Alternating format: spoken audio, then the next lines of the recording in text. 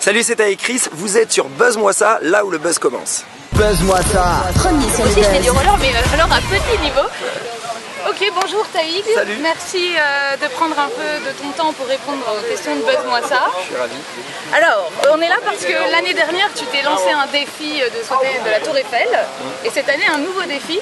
Est-ce que tu peux nous expliquer en quelques mots en quoi il consiste ce défi? Alors ce nouveau défi, comme on peut voir, on est ici au Sacré-Cœur et devant la basilique du Sacré-Cœur en haut, je vais prendre l'élan à toute vitesse sur une pente descendante qui épouse les marches. Et au bout de cette pente descendante, il y aura un tremplin qui va m'envoyer comme si je vole au-dessus de Paris sur un saut de 23, 24 mètres, peut-être plus dans les airs. L'objectif, c'est quoi? Combien de mètres? Il faut que j'arrive à battre 24 mètres de long. Donc plus de 24 mètres, Voilà, c'est sûr. plus de 24 mètres et faire un saut comme ça en longueur et avec un énorme contrebas parce que entre le départ et l'arrivée j'arrive à peu près à 10 mètres plus bas et donc voilà, j'atterris ici sur cette énorme structure et je m'arrête tout en bas, donc ça va être extrêmement difficile à faire quoi. Et c'est différent de l'année dernière où en fait c'était plutôt dans le vide comme ça, Voilà. et là c'est plutôt dans les Ça dents c'est et un en saut en col. longueur, exactement. Ouais, L'année dernière longueur. c'était vraiment de la chute libre où je tombais dans une rampe alors que là c'est vraiment un saut en longueur et celui-là en tout cas me semble beaucoup plus difficile que celui de la Tour Eiffel parce que l'atterrissage est en contrebas, ça complique énormément les trajectoires dans l'air. Donc je suis un peu en route, mais bon, c'est la magie du truc. Hein. Ici au Sacré-Cœur, on n'avait pas le droit de construire des structures lourdes. Donc c'était totalement interdit de mettre une structure en bois et tout ça, donc il a fallu qu'on invente et qu'on fabrique sur mesure une structure gigantesque qui est celle-là, spécialement pour ce site. Et ça complique énormément le saut parce que au lieu d'atterrir, j'ai l'habitude d'atterrir sur des structures stables, en bois, une rampe quoi. Et là c'est gonflé. Et là c'est gonflé avec une couche de plastique extrêmement dure pour rouler, mais quand même c'est pas super stable. Mais l'idée quand même est d'atterrir après le vol plané, d'atterrir sur les pieds en roller. Complètement, sur les pieds, rouler tout le long, et après tout en bas je tape un airbag à près de 100 km/h. Alors la Tour Eiffel, sauter du premier étage, et là le Sacré-Cœur, comment viennent les idées de défi? Ça c'est simplement l'idée de rider, je veux dire, je reste avant tout un rider dans l'âme et c'est une chance ultime aujourd'hui d'avoir la possibilité de faire des records et des sauts diaboliques comme ça de tous les monuments qui représentent le monde quoi. La France et qui représente, j'espère à l'avenir même j'en ferai à l'étranger.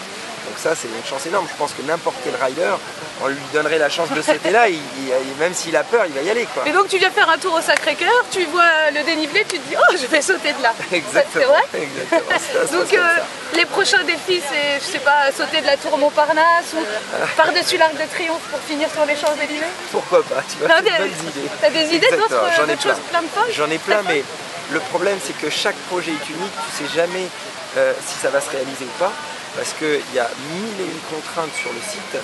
Il y a, ici la preuve, on a eu des problèmes de poids, hein. On a dû les résoudre avec toute cette structure, mais si on n'avait pas pu les résoudre, il n'y avait pas eu d'événement. Donc en fait, évidemment, je pense à faire des records sur les monuments qui représentent la France et qui représentent le monde. Et j'y pense tous les jours. Mais après. On en veut une petite idée pour un prochain. Voilà, c'est facile, il suffit de penser aux monuments qui représentent tous les pays du monde. La tour de Pise. Voilà, j'ai pensé à tous les pays. Simplement, voilà, par exemple les pyramides, j'ose même pas demander la barre, évidemment. Avec Jean-Michel Jarre qui joue derrière. Non mais j'arriverai même pas à les convaincre de poser une pierre à côté d'une pyramide, c'est évident. L'année dernière, ce défi avait été suivi par 1 million de personnes, je crois. Alors, plus au final, parce que sur W9, on a fait un pic à 1,1 million. On était reliés dans 167 pays dans les JT, ce qui fait, je sais pas, 200 000, 500 000, je veux dire 200 millions ou 500 millions de personnes au final, parce que les JT de 167 pays, on peut l'imaginer. Sur Internet, on devait être, je pense, à 5 millions de pages vues sur YouTube, en total, peut-être 6 millions. Donc là, on va aussi faire péter le record de l'audimat. J'espère, en tout cas, je pense, parce que c'est tout aussi symbolique. C'était dur, après avoir fait la Tour Eiffel, de mettre la barre aussi haute, de se dire qu'on a fait la Tour Eiffel à Paris, waouh, on se dit qu'est-ce qu'on va faire. Et là, on fait différent, mais tout aussi bien.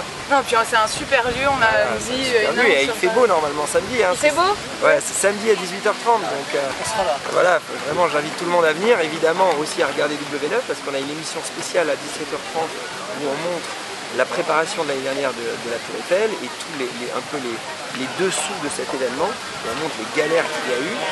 L'émission dure 1 heure de 17h30 à 18h30 et 18h30, le record démarre. Et tu es le propre animateur de cette émission? Non, je suis pas parce que j'ai vu que tu étais animateur. Je suis animateur. Ouais, aussi, sur différents, polyvalent. voilà, un peu, en tout cas. j'essaye de me diversifier au maximum et surtout quand on présente des projets qui sont intéressants. L'année dernière, j'ai eu la chance de présenter Starflore à Bercy devant 17 000 personnes, Kylie Minogue, Bob Sinclair, tout ça, ou de présenter une émission Extrême Aventure sur Extreme Sport Channel et MCM, où j'allais découvrir un pays à travers une aventure extrême, évidemment. Et ça c'est la suite, pour l'instant on est dans le sportif, et après ça sera plus peut-être... Je pense que la suite, et j'espère que la suite sera plus cinéma, je travaille en tout cas là-dessus. Comme comédien? Ouais, je prends des cours de comédie depuis pas mal d'années. Et là, j'ai une chance énorme parce que j'ai signé un premier gros film d'action où j'ai le premier rôle chez Fidélité Unix. Il a le premier rôle! Vraiment super. C'est pour quand Alors, le tournage serait avril-mai prochain. Premier rôle. Et Après, c'est pas question d'avoir premier rôle ou pas premier rôle, non, mais un deuxième rôle, c'est surtout d'avoir la chance de travailler avec des super pros et des producteurs qui ont vraiment du talent, Onyx et Fidélité qui font partie des plus gros producteurs de la place de Paris, et d'avoir un projet intéressant. L'histoire du film est vraiment géniale, le scénario est top. Donc là, tu prends des cours de comédie? J'en prenais déjà depuis quelques années, et là, je rattrape. Oui, donc j'ai pu voir que tu avais de nombreux fans, surtout des fans filles, mais pas que, hein, mais... Et puis aussi une copine carrément canon. Et je me demandais justement si le roller ça pouvait aider à emballer. Ouais, après, je sais pas. Non, mais il n'y a pas que ça, parce que moi je suis à côté, je peux vous dire qu'il n'y a pas que sa meuf qui est canon. Hein. Non, mais après, je crois pas que spécialement le roller plutôt qu'autre chose. C'est vrai que les sports de glisse en général sont des sports où il y a un vrai mode de vie derrière, où il y a vraiment une façon de s'habiller, où il y a un style de musique, tout ça. Et on est musclé, on a un corps. Surtout les mecs en BMX, moi les mecs en roller, mais les mecs en BMX ils sont bâtis. Non, mais c'est vrai. Tu as fait du BMX aussi? J'ai pas fait du BMX. Mais en tout cas, c'est vrai que les filles sont attirées par un peu en quelque sorte les mauvais garçons, riders et tout ça, évidemment. T'as pas l'air d'un mauvais garçon. Hein. Non, pas spécialement. Je veux dire pas plutôt gentil. Non, mais après je crois que c'est en général quand tu es bien dans tes baskets et que tu fais ta passion et ça se sent et les gens, voilà. Un peu de succès. Donc on peut conseiller à tous ceux qui galèrent, laissez tomber les belles voitures, les bouquets de fleurs et les restaurants, faites du roller. Surtout, faites ce que vous aimez. Il n'y a pas très longtemps, il y a eu un record qui a été battu en BMX du triple backflip. Ouais. Toi tu as obtenu le record avec le double backflip. Est-ce que maintenant tu vas faire donc le triple backflip en roller? Je sais pas si je vais faire le triple, en tout cas c'est pas Et ce sera retransmis sur Buzz, moi ça, allez vas-y. En tout cas j'ai été très impressionné, c'est vrai j'ai vu le mec qui a fait le triple backflip, c'était impressionnant parce qu'il a plaqué mais nickel du premier coup. Triple c'est chaud, j'ai déjà travaillé triple en rampe. Franchement il faut beaucoup de hauteur, tourner super vite pour arriver à tourner les 3 fois. Et son saut était vraiment parfait, en plus il avait étonnamment pas beaucoup de protection pour le faire, un peu à l'américaine, genre bam, cascadeur, comme ça, mais franchement c'est fort, hein. Qui sait, peut-être un jour ça sera un des records que je ferai, c'est possible. On attend ça. En tout cas on te souhaite plein de bonnes choses pour samedi, plein de monde à la télé, plein de monde au Sacré-Cœur, et puis merci de ta simplicité et ta gentillesse et de ta folie. À bientôt. À bientôt. Salut. Ciao. Buzz-moi ça. Premier sur le buzz.